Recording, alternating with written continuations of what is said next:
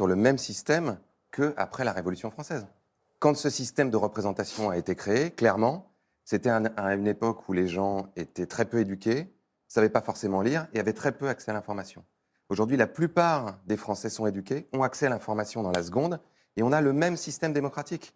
Aujourd'hui, on connaît des mécanismes, typiquement les référendums d'initiative populaire, comme il y en a en Suisse, juste à côté de chez nous. C'est-à-dire que 100 000 personnes en Suisse qui se réunissent sont capables de proposer un sujet, le Parlement est obligé de l'étudier et de déclencher une votation, donc il y a un référendum. Et ça s'est demandé beaucoup par les Gilets jaunes. Ça, c'est de la démocratie directe. Ça existe juste à côté de chez nous. Clairement, des assemblées citoyennes avec des citoyens tirés au sort. L'Irlande a utilisé ça pour modifier plusieurs articles de sa constitution et a permis justement qu'on change des articles, notamment pour autoriser le droit à l'avortement, pour autoriser le mariage aux homosexuels dans un pays très catholique. Et ça s'est passé dans un climat social très apaisé, comme par hasard. Jean-François Césarini, est-ce que ce sont des pistes qui vous semblent intéressantes? Est-ce que, par exemple, ces assemblées citoyennes réclamées par les Gilets jaunes pourraient être une bonne idée pour sortir de cette crise? Alors, plusieurs choses. Un, sur le référendum, on sait, nous, et on l'a vu sur plusieurs référendums, que souvent on répond plutôt à la personne qui la pose la question qu'à la question elle-même. Je pense qu'aujourd'hui... En Irlande et en Suisse, visiblement. en tout cas, je pense qu'aujourd'hui, Macron poserait une question. A priori, je pense qu'on ne répondrait pas forcément à la question. Parce qu'on fait des référendums très peu souvent.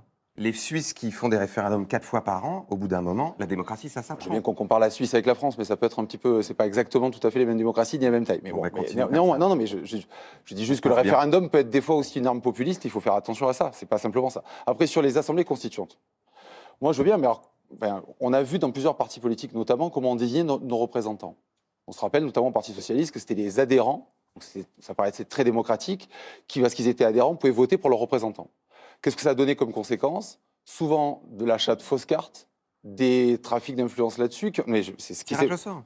Ah, tirage au sort. Tirage au sort. En Irlande, ils ont fait ça. Ils ont créé des parlements de circonstances, notamment pour le travail sur la Constitution. 100 personnes, 33 députés, 66 personnes tirées au sort sur le modèle des jurés d'assises. Ils ont travaillé ensemble pendant 14 mois. C'était public, c'est-à-dire que c'était retransmis en direct sur les réseaux sociaux, sur Facebook. Ils pouvaient recevoir des propositions qui venaient des associations, des experts. Ils ont créé un débat dans la société pendant ces 14 mois et ils ont rendu des conclusions. Camille. Il y a aussi...